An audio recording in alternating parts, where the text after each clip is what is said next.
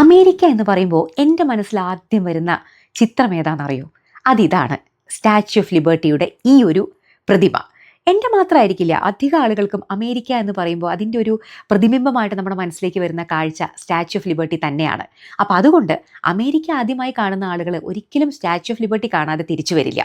അപ്പം ഞങ്ങളുടെയും ന്യൂയോർക്കിൽ എത്തിയതിന് ശേഷമുള്ള ആദ്യത്തെ അജണ്ട സ്റ്റാച്യു ഓഫ് ലിബർട്ടി കാണുക എന്നുള്ളത് തന്നെയായിരുന്നു.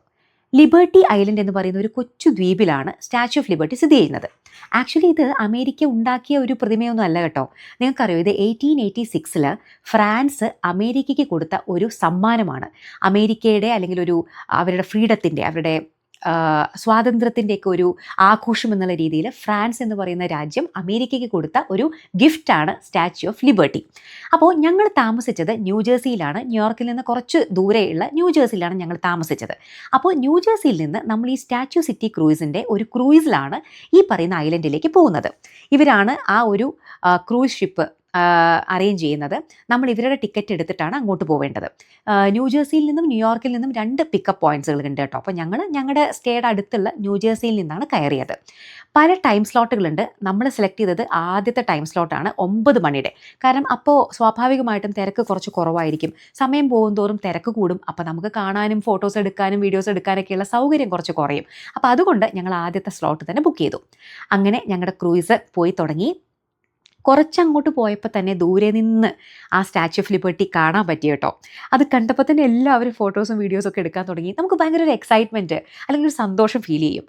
കാരണം സ്റ്റാച്യു ഓഫ് ലിബർട്ടി എന്ന് പറയുമ്പോൾ അതിൻ്റെ പേര് പ്രതിനിധാനം ചെയ്യുന്ന പോലെ തന്നെ അത് സ്വാതന്ത്ര്യത്തിൻ്റെ ഒരു ആഘോഷമാണ്, അല്ലെങ്കിൽ അതിൻ്റെ ഒരു ഉദ്ഘോഷമാണ് സ്റ്റാച്യു ഓഫ് ലിബർട്ടി. അപ്പോൾ അതുകൊണ്ട് തന്നെ അത് കാണുമ്പോൾ തന്നെ നമുക്ക് അതിൻ്റെ ആ ഒരു സ്പിരിറ്റ് നമുക്ക് ഫീൽ ചെയ്യും. നമുക്ക് ആ ഒരു പോസിറ്റീവ് വൈബ് കിട്ടും. കണ്ടോ, ദൂരെ നിന്ന് തന്നെ അതിൻ്റെ ഒരു കാഴ്ച വളരെയധികം പോസിറ്റീവായിട്ടുള്ളൊരു ഫീലിംഗ് തന്നെയായിരുന്നു കേട്ടോ. അങ്ങനെ ഞങ്ങൾ ആ ഒരു ഐലൻഡിൽ നമ്മളെ ക്രൂയിസ് ഇറക്കി വിട്ടു. നമ്മൾ ആദ്യം കാണുന്നത് ഈ ഒരു പ്രതിമയുടെ പുറകുവശമാണ്. അങ്ങനെ നമ്മൾ നടന്ന് നമുക്കിതിൻ്റെ 4 പുറവും നടന്ന് ചുറ്റി കാണാനുള്ള സൗകര്യമുണ്ട്. അങ്ങനെ നടന്ന് നമ്മൾ ഇതിൻ്റെ മുൻഭാഗത്തെത്തി.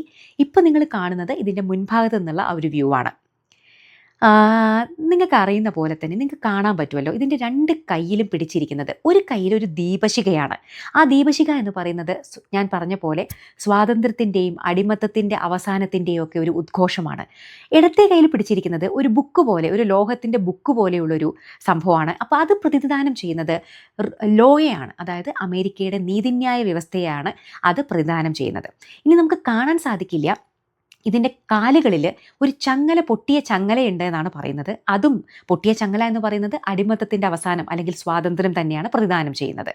പിന്നെ ഇതിൻ്റെ ഒരു തലയിലുള്ള 7 ഒരു സ്പൈക്സ് കാണുന്നുണ്ടല്ലോ, ഒരു കിരീടം പോലെ 7 സ്പൈക്സ്. ആ 7 സ്പൈക്സ് 7 ഭൂഖണ്ഡങ്ങളെയോ അല്ലെങ്കിൽ 7 സമുദ്രങ്ങളെയോ പ്രതിദാനം ചെയ്യുന്നു എന്ന് പറയപ്പെടുന്നു. ഇനി നമുക്ക് ഇതിൻ്റെ മുകളിലേക്ക് കയറാൻ കേട്ടോ. താഴെ നിന്ന് നമുക്ക് എലിവേറ്റർ വഴി ഇതിൻ്റെ ഒരു 3/4 ഭാഗത്തിൻ്റെ ഉയരം വരെ നമുക്ക് കയറാൻ സാധിക്കും. അപ്പോൾ അതിന് പ്രത്യേക പാസ് എടുക്കണം. ഞങ്ങളുടെ പാസിൽ അത് ഇൻക്ലൂഡഡ് ആയിരുന്നു. അപ്പോൾ ഇതിൻ്റെ മുകളിൽ കയറി കഴിഞ്ഞാലും നമുക്കിതിൻ്റെ 4 പുറവും നടക്കാം.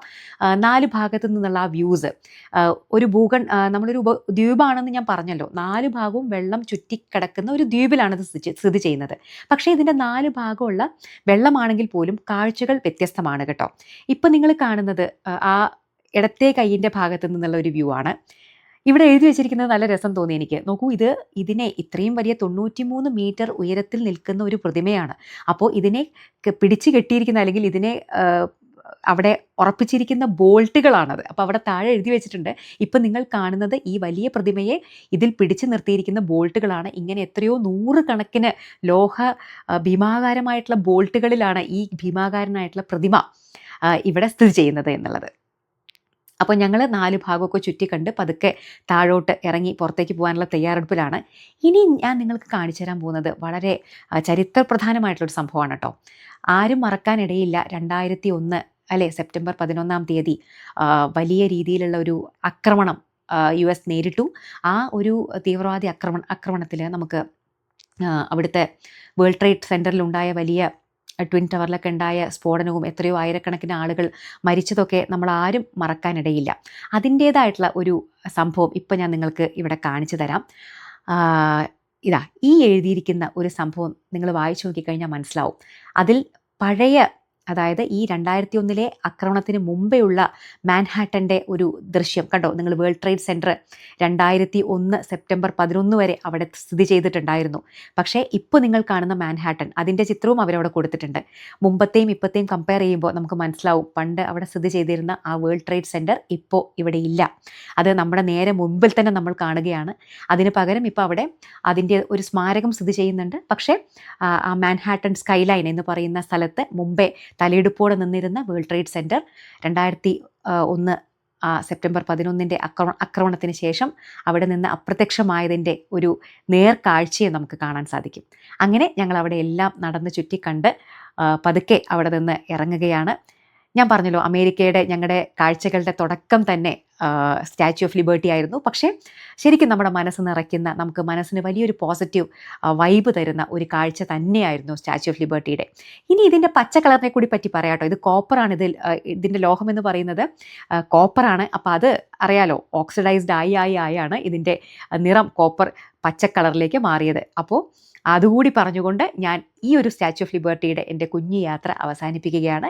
വരും ദിവസങ്ങളിൽ കൂടുതൽ വിശേഷങ്ങളുമായിട്ട് ഞാൻ വരുന്നതായിരിക്കും. അപ്പോൾ സ്റ്റേ ട്യൂൺഡ്. ബൈ.